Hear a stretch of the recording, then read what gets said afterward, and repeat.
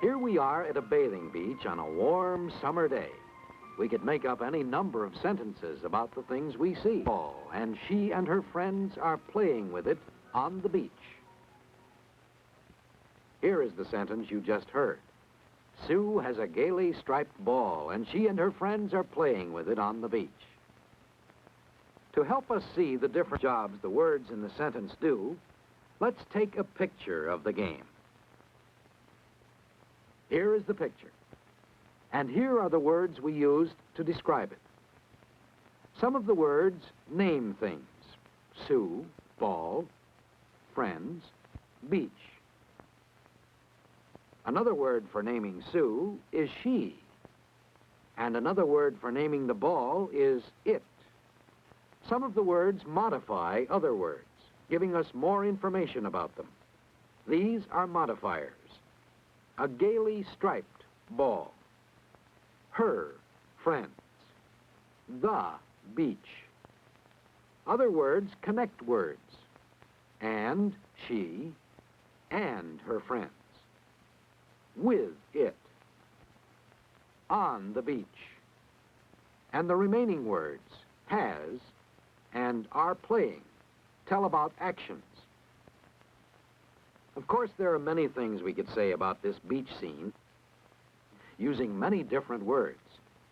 Even though there are hundreds of thousands of words in our language, there are only 8 different jobs they do. These 8 jobs are done by what we call the parts of speech. The 8 parts of speech are nouns, pronouns, and adjectives, verbs and adverbs, prepositions, conjunctions, and interjections. Knowing the jobs the parts of speech do is important in learning to express yourself clearly. We're going to see what each of those jobs is. Keep an eye on this dark strip at the bottom of the picture. Words will appear here to help you learn about the parts of speech. Here we are at the beach again. We can use words that name things to help us tell what we see. Words that name something are called nouns. Here are some nouns. Beach, friends, boys, girls, ball. These words name things. So does the word Sue. That's the name of a person. The words David and Fred each name a person, too. A noun is the part of speech that names a person, place, or thing. So in our sentence, these words that name things are the nouns. Now, instead of using nouns, such as boys, girls, or friends, we could simply say they, or them. Words that take the place of nouns are called pronouns. We are using pronouns when we refer to Sue as she or her. Instead of the word ball, we can use the pronoun it. Pronouns such as they, them, she, her, and it are useful to help us avoid repeating nouns. Now we can show the pronouns in our sentence. Now, with nouns and pronouns, we can name the things we see here. But sometimes we want to either modify or describe what we name. Words that do this are called adjectives. Let's use some adjectives. Mike and Timmy can each be called a boy, but Mike is a big boy, and Timmy is a little boy. The words big and little are adjectives. They help describe the noun boy. Each of these can be called a towel, but adjectives can show us how they are different. This is a striped towel. This is a white towel. And this is a gay towel. The word gay, like white and striped, is used as an adjective. We might say this ball or that ball. The words this and that are used as adjectives. Adjectives help describe or modify a noun or pronoun. The words the, a, and an, because they modify nouns, are also adjectives, although they are sometimes called articles.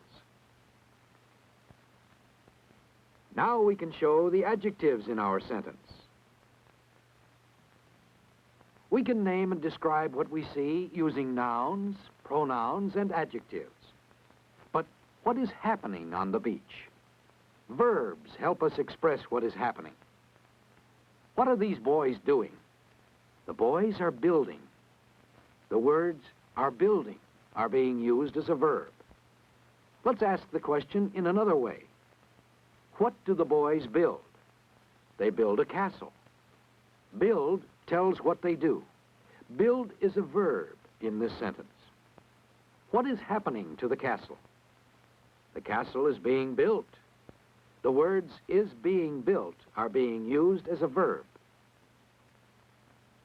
Verbs show action. In a sentence, they show what nouns or pronouns are doing or what is being done to them. But a verb can also show the state of being of a noun or pronoun. In observing the water, Tom thinks, the water is clear. The word is being used as a verb. It expresses a state or condition of being of the water. The water is. That is its state of being. The adjective clear tells what the water is. It seems cool. The word seems is also being used as a verb, expressing the state of being of the water. The adjective cool tells what the water seems. It feels refreshing. Feels is also a state of being verb. The adjective refreshing tells how the water feels. So you see, verbs can show either action or state of being. Now let's show the verbs in our sentence. We modify verbs with a part of speech called adverbs. We can use adverbs to help us describe the action of swimming in the race between Eddie and John. Eddie is swimming, and John is swimming. But John is swimming rapidly. Rapidly is being used as an adverb. How is John doing? He is winning now. Now is an adverb. Both are racing here.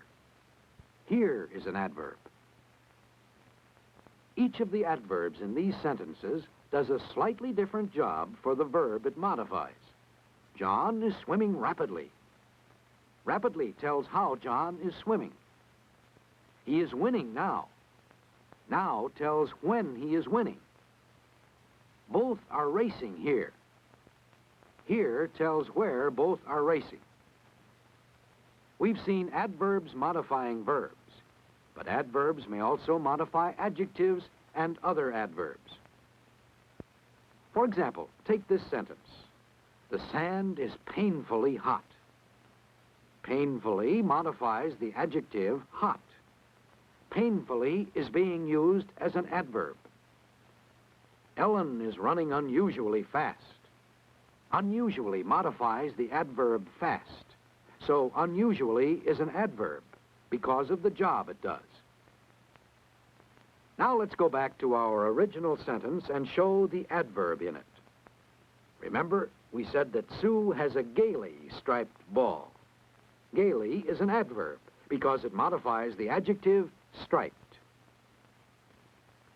But to tell what is about to happen in this scene, we'll need another kind of word, a word that belongs to the part of speech called prepositions. Prepositions join nouns and pronouns to other words in a sentence. Let's write a sentence describing this scene. We'll use a noun, Timmy, a verb, is sitting, and another noun, Roger. Of course, we haven't fully expressed what is happening. To show the relationship between the noun Roger and the verb is sitting, we need the preposition on. Timmy is sitting on Roger. Roger thinks a friend of his should be more kind. Well, in this sentence, the word of is being used as a preposition. It shows a relationship between the pronoun his and the noun friend. Let's show the prepositions in this sentence. Words that connect other words in a different way are called conjunctions. Conjunctions help us simplify what we say. For example, we could say, Roger is going swimming. His friends are going swimming too. But it would be simpler to say, Roger and his friends are going swimming.